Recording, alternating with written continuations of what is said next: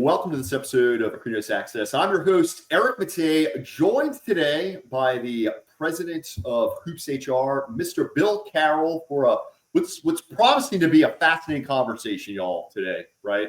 We are unpacking this whole world of hiring and retaining top talent in your modern practice. We've got a lot to get to, so let's go ahead and jump right in. And for starters, Bill, thank you so much for joining us on this. Yeah, absolutely. Thanks for having me.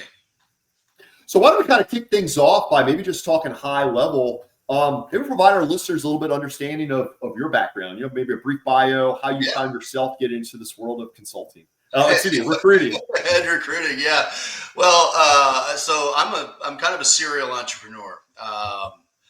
So I started my career 30 years ago, and I realized after about 6 months I was unemployable, probably like a lot of your practice owners out there, right? And so I started building businesses at a young age, typically all in and around software technology, and one of the challenges that we were continually faced with was finding great people. Finding great people when we were young and nobody knew who we were. And, we really had to fight and scrap to get great talent. And what we realized was through that process is it's overwhelming. There's so many steps in that process. And so when we sold our last business, we said, we had developed some tools and tricks and strategies that helped us along the way attract the right people. And so we wrapped all that up into a services and technology offering, and that's where you come up with where we are today with the company Hoops. Yeah, incredible journey through and through. And I think it's really interesting to note that, throughout your career as a serial entrepreneur, noticing that no matter the business, no matter the vertical, hiring and retaining top talent was still kind of the shared magic pill, if you will. So I love how you've taken your experience, your expertise, and now, bundle it up to help others make it happen. So, so let's start high level by just defining, when we talk about recruiting and recruitment, what are we referring to? Finding great people. Within our business and what we talk to a lot of our clients about is building a winning team, right? Because yes, it's about the outcome of winning, whether that's profits or revenue or growth or whatever those are. But it's also about the feeling of winning that you get as an entrepreneur. And those are the things that you remember. You remember the people you worked with and you won with. And so it matters. The stakes are high. Whether you're operating a practice or some other business, having the right people around you. I mean, my mom always used to say, "You are who you hang around," right? We've heard that for years, and so it is no more true than in your business environment. And you spend so much time working and building and growing. You might as well do it with people that you enjoy being around, that lighten your load, and can contribute to a winning team. And, I always find it fascinating when we talk recruitment, because as you know, our work here at Akrinos, we're working with emerging practice owners making those first key hires. Heck, we're working with multi-location practices that are growing empires, right?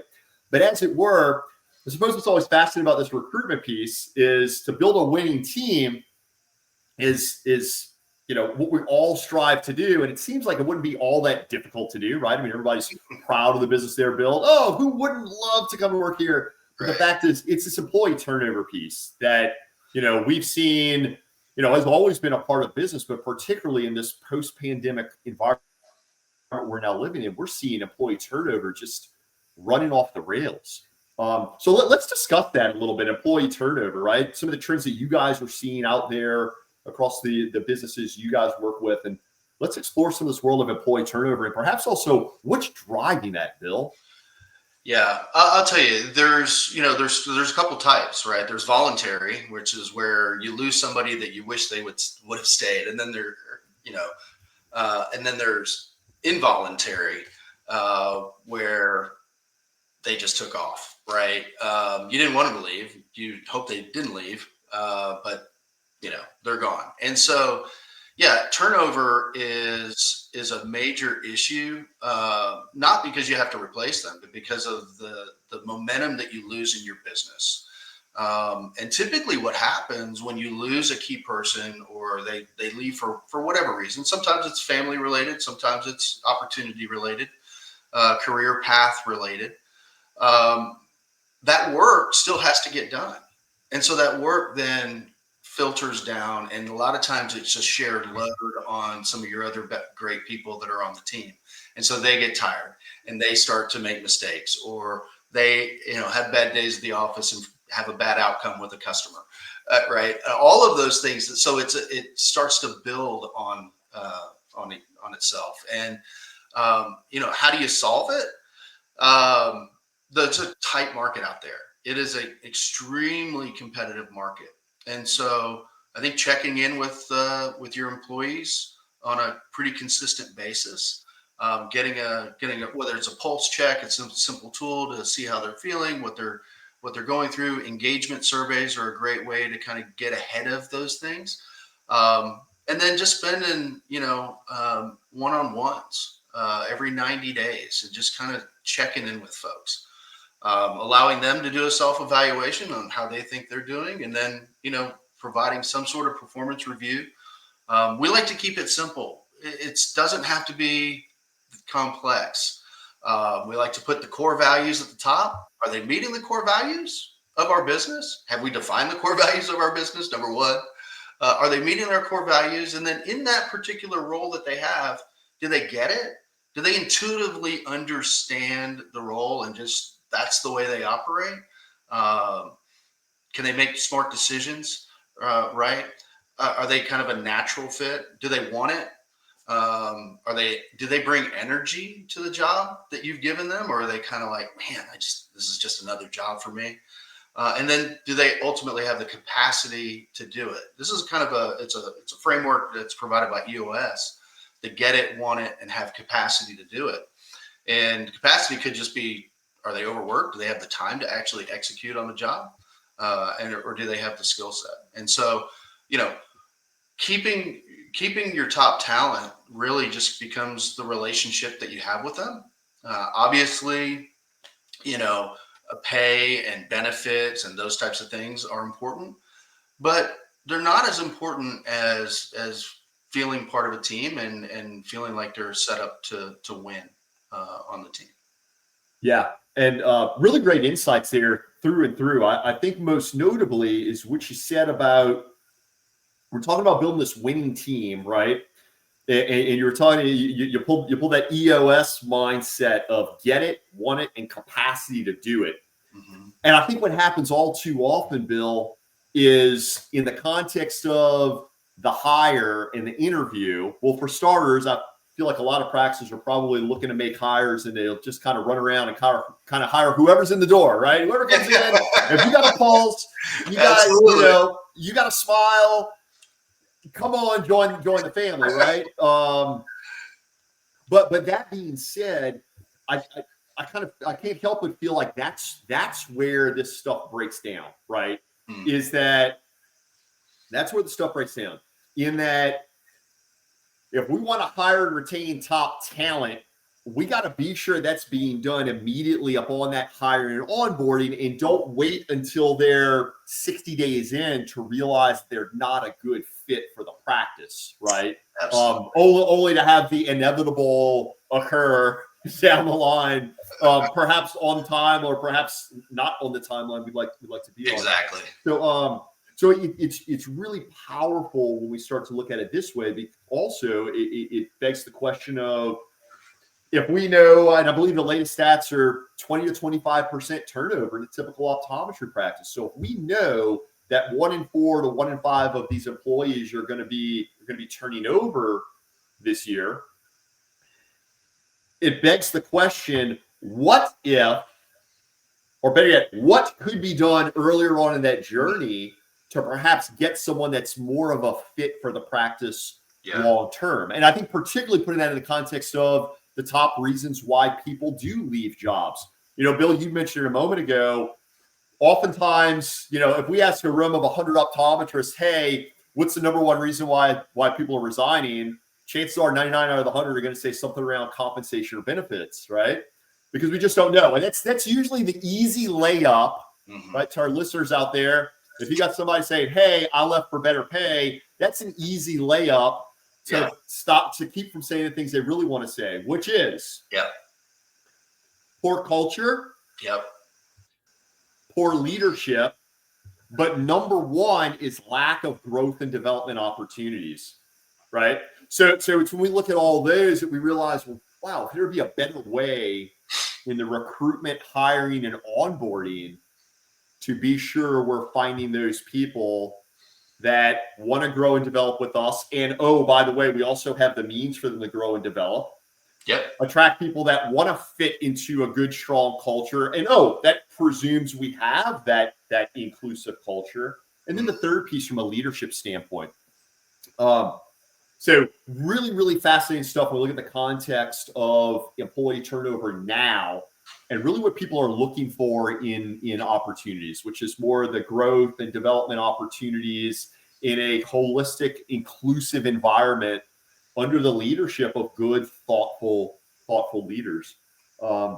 So as we kind of jump into some of this stuff, why don't we now start to unpack the steps, right? Because I think we made the case, and for our viewers out there, even before we've really jumped into this, probably everyone's thinking like, absolutely, we want to hire and retain the top talent out there. So, Bill, let's start maybe talking a little bit about the process and who's involved and some of the timeline of what it looks like for good, effective recruiting.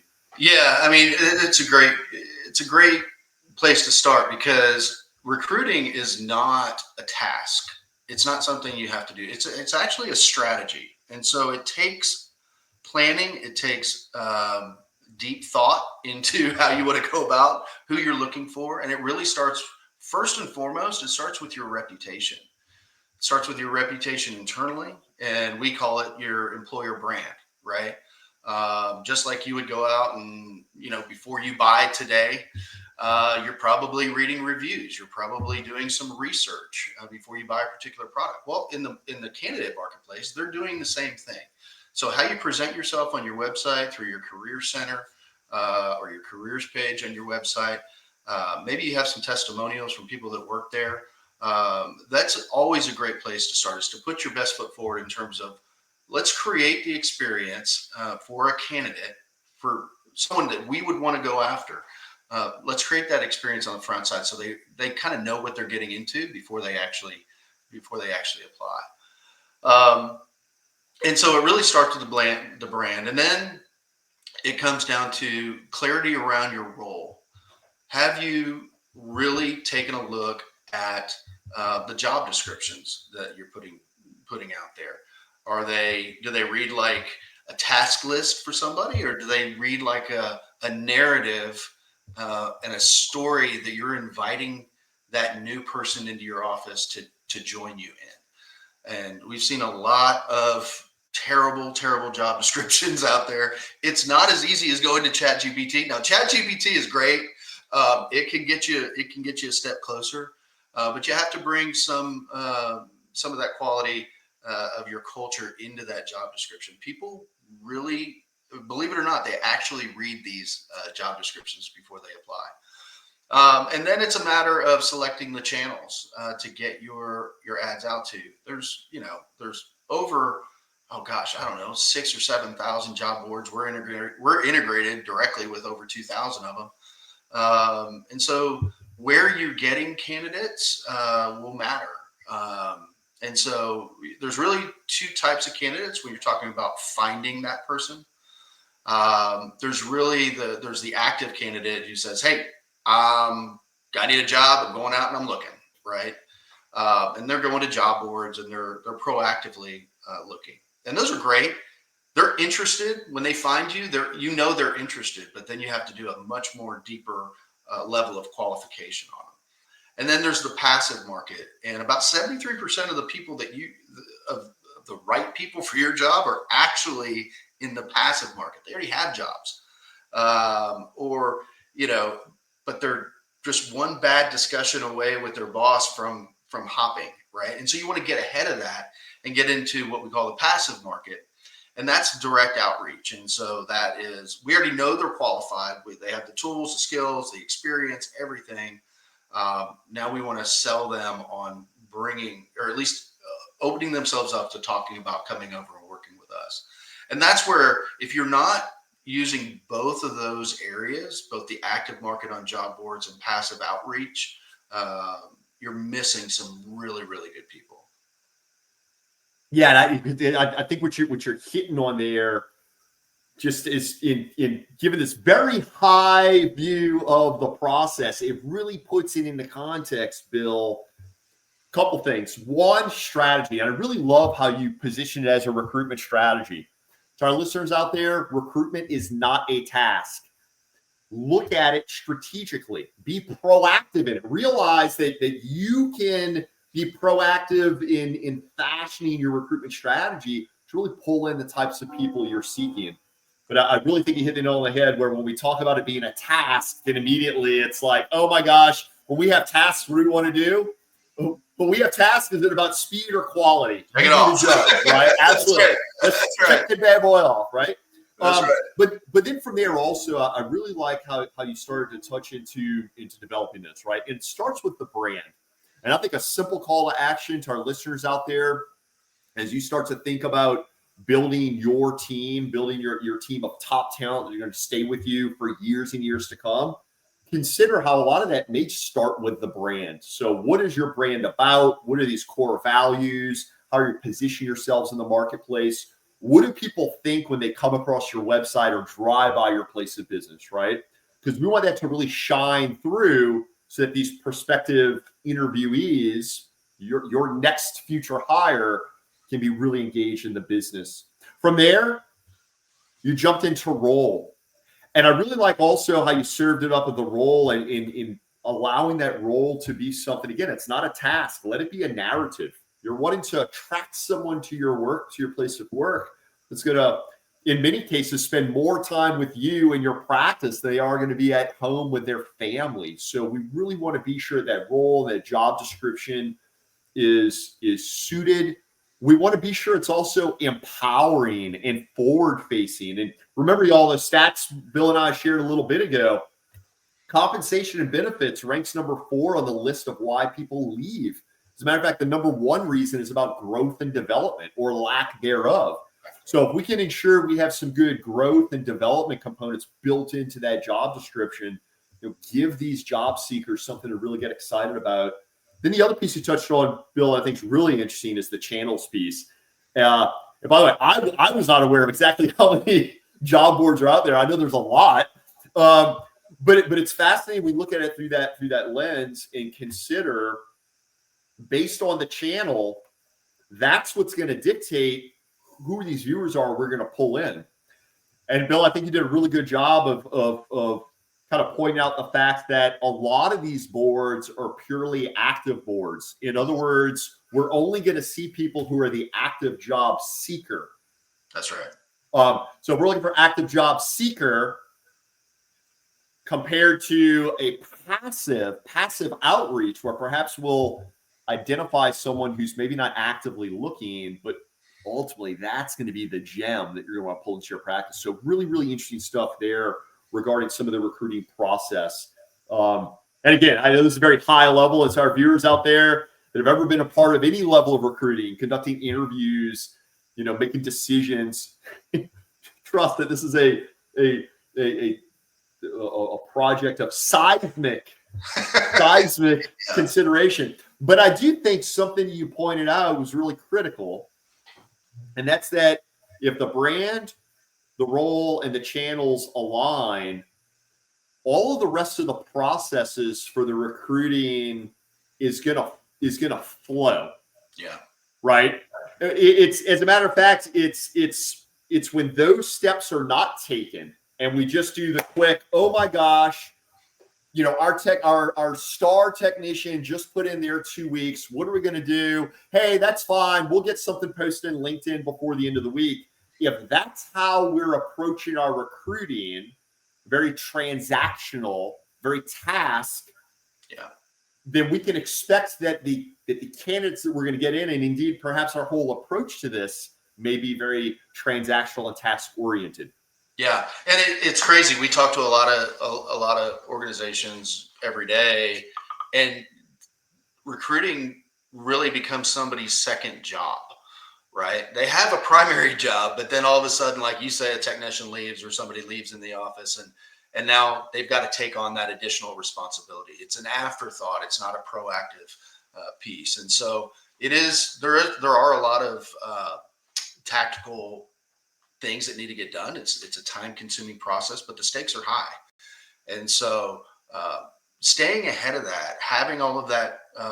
All of your roles clearly defined, all the job descriptions created, your brands in place, being able to just punch a button and go when you need them. And when you've done that 90-day review and maybe this person doesn't look like they're going to be a fit, start that process a little bit earlier and give yourself some time, because hiring's a team sport. I mean, it's going to be multiple people and multiple interview processes and things along those lines. Assessments and behavioral assessments and personality assessments are all a very, very important piece of making sure that you get that hire right. And you mentioned something there also, that the 90-day, the 90-day grace period, the 90-day introductory period. Sometimes it's called a trial period. They'll call it what, probationary period. Yeah. Okay. That 90-day probationary period. Question to our viewers out there: when was the last time you saw someone in that practice that you knew within that 90-day period they're not going to be a good fit long term? It happens a lot. It happens a whole lot. Yeah. Bill, you know that, and I know that, right? Yeah, and absolutely. And that's why your recruiting should always be on. Because even as you hire folks, you're always going to have a silver medalist, a bronze medalist. I mean, typically in what we're seeing is 200 to 300 applications that'll come in for a particular role, and that's 200 to 300 real people. They have families. They have needs. Sure. They're real people, and I think sometimes when we just get in the mundane of looking through resumes, we forget that these are real people. They could be ultimately customers of the practice, and so how we treat people within their recruiting process is incredibly important. And so we live in a society today that is instant, and so they want instant feedback. They want instant communication. And if you don't have the right tools and processes and systems in place in that recruiting process, you can create a really bad experience for the candidate, because it is a two-way street. They're interviewing you just as much as you're interviewing them, because they have options. So, absolutely love it.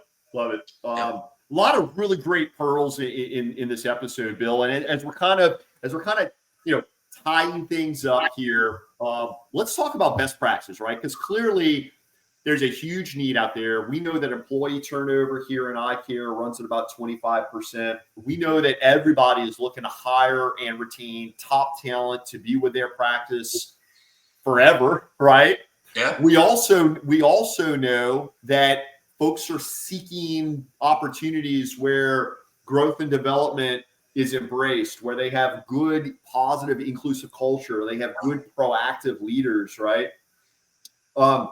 So as far as best practices, for our listeners out there who are like, you know what, I'm ready to adopt a strategy rather than the task. What are a couple best practices folks can start with right now? Yeah, I think best practice, obviously, you start with your brand, understand what you're all about. It's hard to identify somebody and pick somebody that's going to be on your team if you don't know who you are, if you haven't really clearly defined that.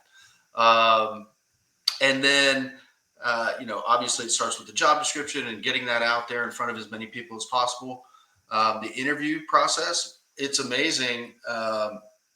A lot of the folks it's not their primary job. This goes back to the second job, right? Like knowing what what interview questions you're going to ask before you get into that interview, so it doesn't become, oh, I just like this person's personality, or they just I feel it in my gut, right? That they should be the right person. Understanding the skills, using a scorecard. One of the things that just jot down, it doesn't have to be much.